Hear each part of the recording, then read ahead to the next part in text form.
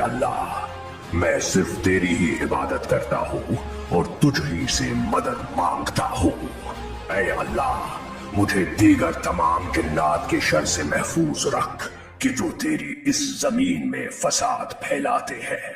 ये खुदा का हुक्म है, हमें अभी इसी वक्त बागी जिन्नात से जंग करने जाना होगा।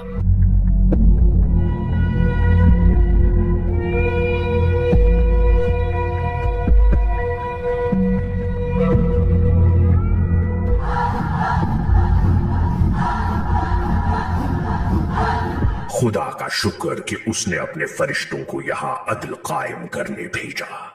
ए अज़ाज़ील, हम तुझे ले जाने आए हैं, तो खुदा के सालेह बंदों में से है। सो खुदा ये चाहता है कि तू अब हम फरिश्तों के साथ जन्नत में रहे।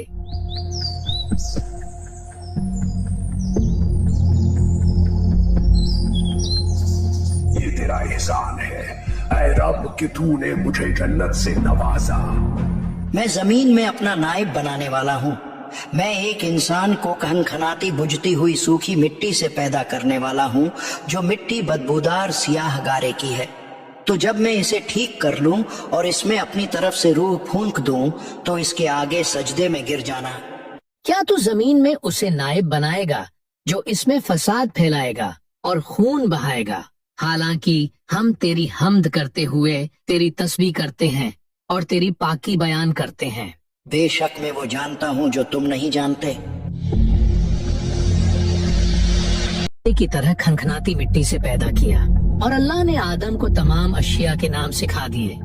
फिर उन सब अशिया को फरिश्तों के सामने पेश करके फरमाया, अगर तुम सच्चे हो तो इनके नाम तो बताओ।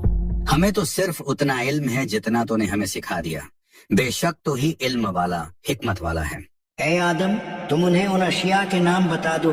तो जब आदम ने उन्हें उन अशिया के नाम बता दिए तो अल्लाह ने फरमाया, ऐ फरिश्तों, क्या मैंने तुम्हें नहीं कहा था कि मैं आसमानों और जमीन की तमाम छुपी चीजें जानता हूँ, और मैं जानता हूँ जो कुछ तुम जाहिर करते और जो कुछ तुम छुपाते हो।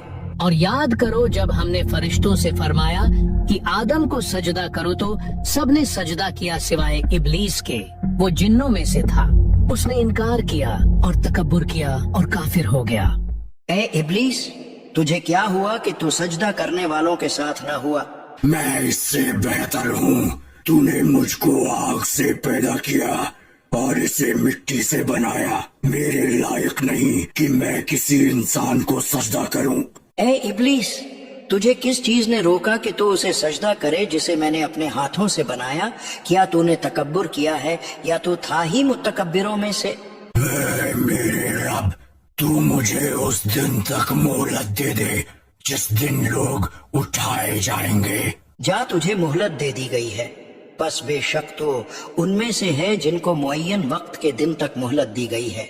मुझे इसकी कसम कि तूने मुझे गुमराह किया। मैं जरूर तेरे सीधे रास्ते पर लोगों की ताक में बैठूंगा। तू यहाँ से उतर जा, बस तेरे लिए जायज नहीं कि तू इस मकाम में तकब्बुर करे। निकल जा, बेशक तो जिल्लत वालों में से है। तू जन्नत से निकल जा क्योंकि तू मरदूद है, और बेशक कयामत तक तुझ पर लानत है। चला जा तो उनमें जो तेरी पैरवी करेगा तो बेशक जहन्नुम तुम सबकी भरपूर सजा है।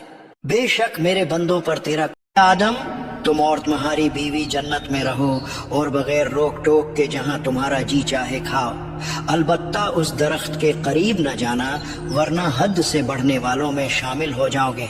तुम इस दरख्त का फल खाते क्यों नहीं?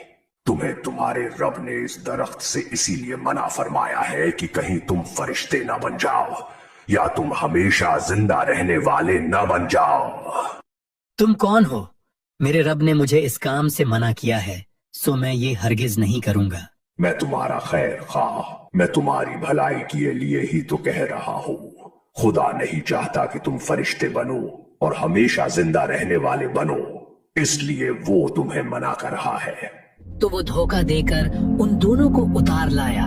फिर जब उन्होंने उस दरख्त का फल खाया तो उनकी शर्म के मकाम उन पर खुल गए और वो जन्नत के पत्ते उन पर डालने लगे, और उन्हें उनके रब ने फरमाया, ऐ आदम और हव्वा, क्या मैंने तुम्हें इस दरख्त से मना नहीं किया था? اور میں نے تم سے یہ نہ فرمایا تھا کہ شیطان تمہارا کھلا دشمن ہے؟ اے ہمارے رب، ہم نے اپنی جانوں پر زیادتی کی، اور اگر تو نے ہماری مغفرت نہ فرمائی اور ہم پر رحم نہ فرمایا تو ضرور ہم نقصان والوں میں سے ہو جائیں گے۔ تم اتر جاؤ، تم میں ہر کوئی ایک دوسرے کا دشمن ہے، اور تمہارے لیے زمین میں ایک وقت تک ٹھہرنا اور نفع تم میں ہر کوئی ایک دوسرے کا دشمن ہے اور تمہارے لیے زمین میں ایک وقت تک ٹھہرنا اور نفع اٹھانا ہے۔ تم اسی میں زندگی بسر کرو گے اور اسی میں مرو گے اور اسی سے اٹھائے جاؤ گے۔ پھر آدم نے اپنے رب سے کچھ کلمات سیکھ لیے تو اللہ نے اس کی توبہ قبول کر لی۔ بے شک وہ بہت توبہ قبول کرنے والا بڑا مہربان ہے۔ اے میرے خداوندہ، مجھے درگزر فرما اور میری اس تنہائی کا مداوع فرما دے۔ اور یوں کئی سالوں کی تنہائی، توبہ، عبادت اور دعا کے بعد اللہ نے آدم علیہ السلام اور ان کی زوجہ حوا کو ایک دوسرے سے ملا دیا۔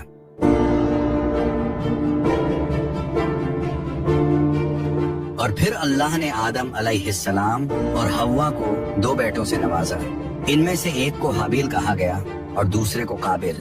قابل بڑا ہو کر کاشتکاری کرنے لگا، جبکہ حابیل بھیڑ بکریاں چرانے لگا۔ ایک دن دونوں بھائیوں میں ایک موضوع کو لے کر اختلاف پیدا ہو گیا۔ تمہیں میری بات ماننی ہی ہوگی، یہ میرا حق ہے۔ اے میرے بھائی، ہم دونوں قربانی کا بندوبست کرتے ہیں۔ جس کی قربانی کو اللہ قبول کرے گا اس کی بات مان لی جائے گی۔ تمہارا اس بارے میں کیا خیال ہے؟ ہاں ٹھیک ہے، مجھے یہ منظور ہے۔ اور انہیں آدم کے 2 بیٹوں کا واقعہ سناؤ جو بالکل سچا واقعہ ہے۔ جب دونوں نے قربانی پیش کی تو ایک کی قربانی قبول کی گئی اور دوسرے کی قبول نہ کی گئی، تو اس نے کہا، مجھے قسم ہے میں تجھے مار ڈالوں گا۔ خود پر قابو رکھ میرے بھائی، اللہ اسی کی قربانی قبول کرتا ہے جسے اللہ کا ڈر ہو۔ بے شک اگر تو مجھے قتل کرنے کے لیے اپنا ہاتھ مجھ پر بڑھائے گا تو میں اپنا ہاتھ تجھ پر نہیں بڑھائے گا۔